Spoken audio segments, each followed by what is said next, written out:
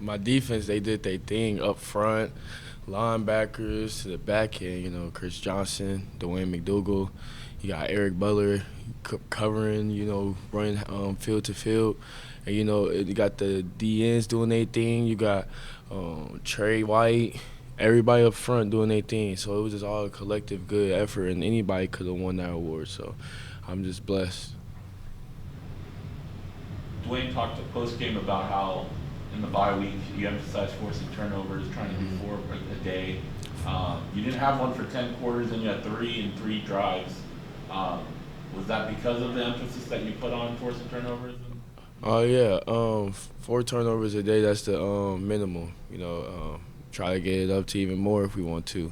And turnovers are contagious. You get turnovers, everybody wants to get a turnover. So we're trying to get your hand on the ball and trying to get that. So once we got that first one, it was like, all right, let's start generating more. We got to start getting our hands on the ball. Dwayne had many missed opportunities that should have been catches, but and that was contagious because everybody's like, oh, we could get to the ball. So yeah, it's just all contagious. When you were reading that forced fumble, what did you see pre-snap, and what did you carry over from the film that you saw during that play? So from that play, I know I'm in the fit. I got the corner outside of me, and I know how the blocking scheme's gonna go. I know I'm the safety, so O-line's not gonna put me in the count for real. So in film, I know when they get in that formation, they love to go to that gap right there. They love that 1v1 fit. And once I seen the gap, translated it onto the field. Hit it, just basic tackle, wrap up, bring your arms around, and see what happens. Jayden, talk about Jordan and how you guys are communicating this season, and a lot of success so far. I think me and Jordan's connection has been good ever since we got here.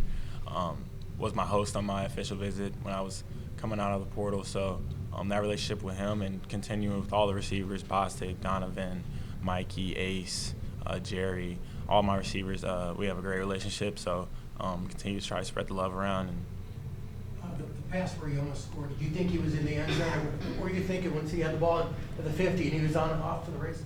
Yeah, I thought he was going to score, and I thought he got into the end zone until the ref marked him short. So,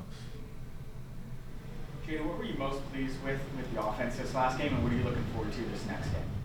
I think just the toughness throughout the ups and downs in the game, whether we go 3 and out or whether we score on the first drive. I think just everybody's mental toughness to come back to the sideline, regroup, talk about it, and I loved how everybody on the offense played, from the O-line to the running backs to the receivers. I think the tight ends, I think everybody did a good job, and still a lot to learn from that last tape and get better to extend drives longer, but I think we did a great job just responding. What have you seen on film from NIU's defense, and hopefully what you guys can take advantage of?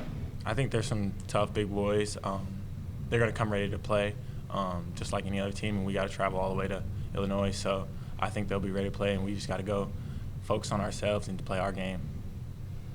Jayden, when the defense is playing like it did on Saturday, how does that help you? Yeah, it helps tremendously. I mean, the defense played tremendous on Saturday. Everybody knows that, with the ability to take the ball away and to give us short fields. I think that was amazing, and they show it in practice, and I know what they're capable of, and the offense just continue to dive into the specifics of the game plan every week and continue to attack every week so we can be more explosive week to week and continue to do that. Who do you think you progressed the most from game 2 to game 3? Progressed the most from game 2 to game 3. I would say just being a little bit more comfortable, just more and more reps, being more comfortable throughout the reps of the game, live reps. That's what I would say. Is there something in the game Saturday that gave you confidence early on so you could really have a good game? Just our week of preparation. I felt like we had a good week of preparation, comfortable with the game plan. Everybody knew what they were supposed to do and what I was supposed to do, and was ready for whatever answers they gave us on the field. You guys have scored every time you've gotten in the red zone this year. Obviously, you haven't turned the ball over. You haven't missed any kicks. What's the added emphasis when you get down there? Well, as an offense, we have goals for the entire game, and just when we get in the red zone, we know we need to hyper focus and we need to get the ball into the paint, whether it's kicking the field goal or eventually. I mean, we want to score touchdowns, so scoring touchdowns is always a primary in our eyes. But always getting points and no turnovers in the red zone has been a big emphasis by our coaches, and just continue to preach that in practice and prepare the right way.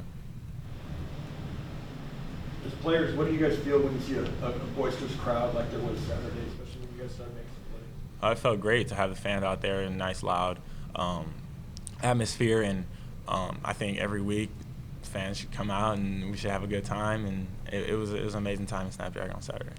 Yeah, it can for sure generate energy when you got the crowd rocking on the third down, guy going loud to where offense don't know what to hear, with defense don't know what to hear. So you just got to lock in, understand, and get the play call and get to playing. So like I said last time, I love the big crowds, and helps us generate energy for both sides of the ball. Yeah, when I saw the defense during the break like that, and the crowd kind of responds. And what ways do you guys feed off that? Obviously, you're out there trying to do your thing no matter what. But in what ways do you feed off that energy? You gotta get you gotta feed off the energy that's off the field. I feed off my man's energy, like my players' energy. I just do that, just like get the crowd just excited toward the game. But I really get the energy on the field from my players, from the DNs. When Jared Beatty's going back there, running back to the quarterback, or Eric's retracing to go get the quarterback, that's where I feed my energy off of. It's just a little help for the crowd to get hyped up.